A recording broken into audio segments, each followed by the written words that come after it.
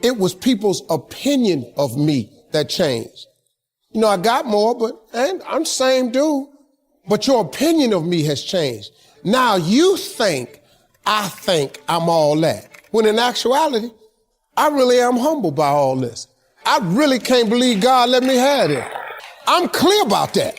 I am so clear about that. It ain't me. It's not me. See, I know the decisions I made, and I know how it got me where I got to. I know how my life turned out when I gave it over to him. I gave my life to God. Now, I may not be the Christian you think I ought to be, but once again, your opinion of me, it doesn't matter to me. I've just learned not to allow people opinion of me to bother me or stop me. Publicly, man, I've been ridiculed and ate alive on that internet. You this, he think he this, I can't stand him. He this, he that. You know, I've been everything on the internet. I don't care. When you get through reading that stuff, cut your TV on. Turn it to almost any channel you want to. 7 days a week. The little dude that you keep hating on, that God I serve, he ain't hated me yet. He ain't hated me not now time. And I've discovered something. Look, man, what God got for you, nobody, no hater, no employer, no coworker can stop nothing God has for you. God is in the blessing business, but better than that, he's in the forgiving business. See, if God wasn't a forgiving God, I'm not here today. But God had to forgive me. See, I just never let my failures define me. See, when you make a mistake, just get up and go again. What you tripping for? I made public mistakes, man. Let me tell you something, man. When Miss Universe, I have to apologize. I took that myself. You know how many people wrote me off? You know how many letters I got from TV execs? We're proud of you for doing the right thing, but oh my God, a horrible mistake. I hope you're gonna be okay. You hope I'm gonna be, what, my career over because of that? People wrote me off. You know what, I just got up. I kept coming to work. I'm back. I just kept coming. I kept showing up. Because eventually, well, what you gonna do? The time has come. You know, my father used to always tell me something. You're gonna either get over it or die mad. You got two choices. You can get past it or you can die mad. Now, if you want to die mad, carry your ass on and just die mad. But God forgave me, so I got up and I kept going. Your mistakes don't define you. Life is 10% what happened to you, is 90% what you do about it. I just stood up like I had some dignity. And I just kept performing, kept telling jokes, kept entertaining people.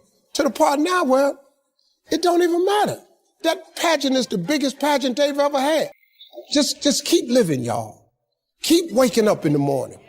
Sometimes you need to get knocked down before you can really figure out what your fight is and how you need to fight it.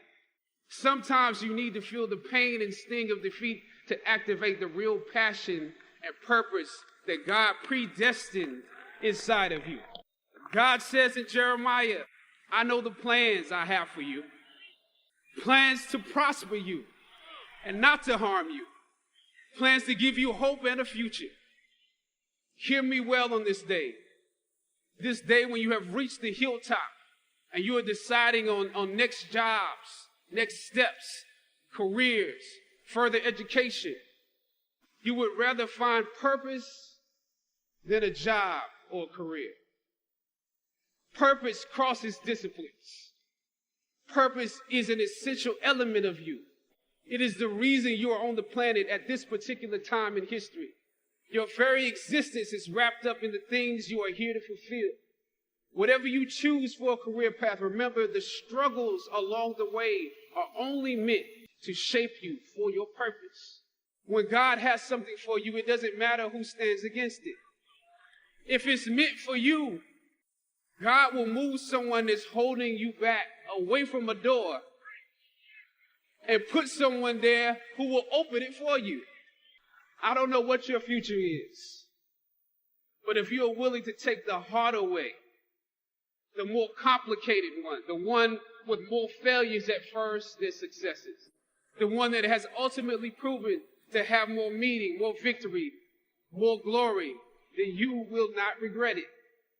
Press on with pride and press on with purpose and appreciate what God has brought you through. Let's imagine for a few moments what our life would be like if we could access, let's say, 20% of our brain's capacity. If you want to have something show up in your life, the kind of person you would like to become, manifest something new into your life, something powerful, whatever it might be, you obviously must first be able to imagine it. Your imagination is able to do all that you ask in proportion to the degree of your attention. So, what kind of attention do you place on your desires? Einstein's most famous quote, one of his most famous observations, he said, imagination is more important than knowledge. Knowledge is limited. Imagination encircles the world. Logic will get you from A to B, but imagination will take you everywhere. Make your future dream a present fact by assuming the feeling of the wish fulfilled. That which you feel yourself to be, you are. And you are given that which you are. So assume the feeling that would be yours were you already in possession of your wish. And your wish must be realized. So live in the feeling of being the one you want to be, and that you shall be. If this assumption about what you would like to become is persisted in until it becomes your dominant feeling, the attainment of your ideal is absolutely inevitable. You must first assume the feeling of a wish fulfilled in all aspects of your life. Don't allow anybody else's opinions. Don't allow what it says on the internet. Don't allow the research. Don't allow what anybody out there tells you is possible or not possible for you. If you advance confidently in the direction of your own dreams and endeavor to live the life which you have imagined, you will meet with a success unexpected in common hours. It will chase after you if you can place into your imagination what it is that you would like to attract and begin to feel it. Start retraining your subconscious mind. And your subconscious mind, it responds to what it is that you suggest to it. Your subconscious mind rules your life. 96 to 97% of everything that you do is done as a result of your subconscious mind. And when your subconscious mind gets programmed, it goes ahead and responds to whatever it is your conscious mind has placed into it. You are the creator. This is the mystery. This is the great secret known by the seers and prophets and mystics throughout the ages. This is the truth that you can never know intellectually. Many of you, as I have been, as I am, are where you are in your life based upon what you believe. And it's not just what you think you believe on the surface, it's also your shadow beliefs that are holding you back from moving into the life that you believe you deserve.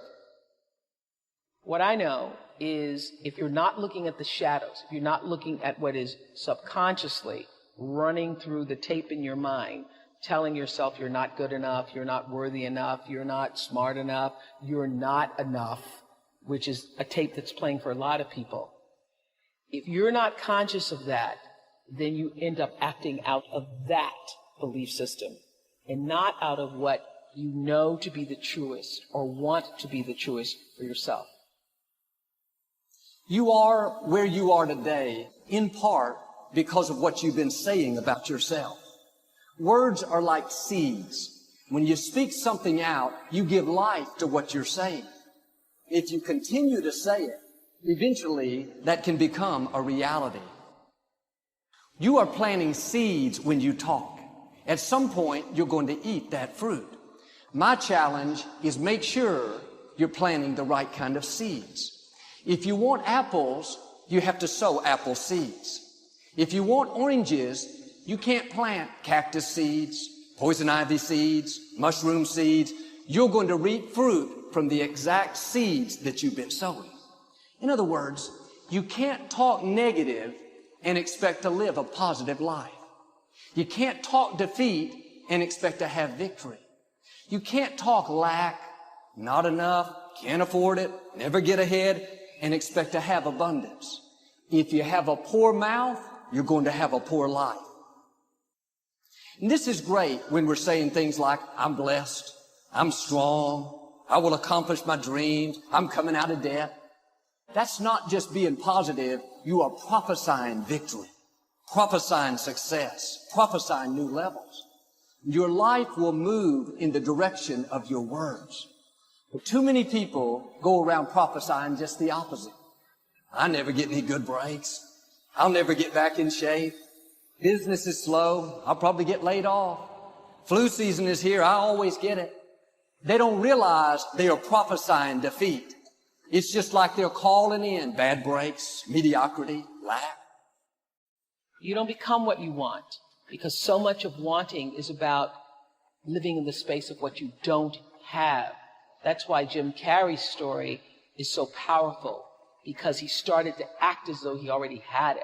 He would go up to Mulholland Drive. He would drive away thinking, I already have those things. I just haven't accessed them as yet. I believe those things are going to come to me, and I'm going to act like they are. So I'm going to move forward in my life in order to draw that to myself in such a way that my actions are in alignment with what I say I believe. So if you start to think about that, really, why are you where you are in your life? The choices that you have made have been because of what you believe to be true for yourself.